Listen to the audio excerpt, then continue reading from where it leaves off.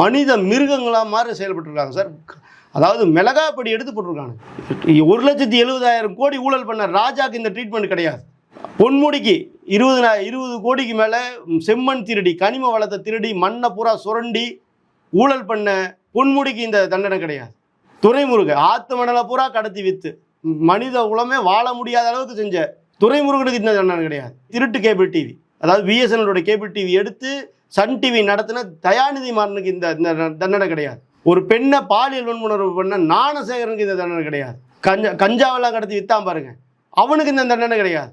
சாபர் சாதிக்குன்னு ஒரு நாய் அதாவது இளைய சமுதாயத்தை ஒட்டுமொத்தமாக அழிக்கிறதுக்கு திமுகவில் இருந்த ஒரு தனி பிரிவு, கஞ்சா வைக்கக்கூடிய பிரிவு, போதைப் பொருள் விற்கிறதுக்குன்னு ஒரு தனி பிரிவு, அதனுடைய செயலாளராக இருந்த அமைப்பாளராக இருந்த ஜாஃபர் அலிக்கு இந்த தண்டனை கிடையாது.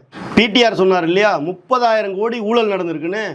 அப்படிப்பட்ட அந்த சின்னவருக்கும் அவருடைய மருமகனுக்கும் அந்த தண்டனை கிடையாது சார். ஒரு காவலாளி, ஒரு சாதாரண மனுஷன், நம்மளை மாதிரி ஒரு ஏழை, ஒரு மாதம் பூரா வேலை செஞ்சாதான் அவனுக்கு 10,000 12,000 சம்பளம் கிடைக்கும். அவனை போய் மிளகாப்படி எடுத்து தூவி கண்ணுக்குள்ளேயும் காதுக்குள்ளேயும் வாயிலையும் கரைச்சி ஊற்றி பிறப்பிறப்பில் ஊற்றி இவ்வளவு கொடூரமாக கொண்டிருக்கிறானுங்க. இப்போ போய் குஜராத்தை பாரு, உத்தரப்பிரதேச பாருன்னா இவெல்லாம் மனுஷியா சார்? இவெல்லாம்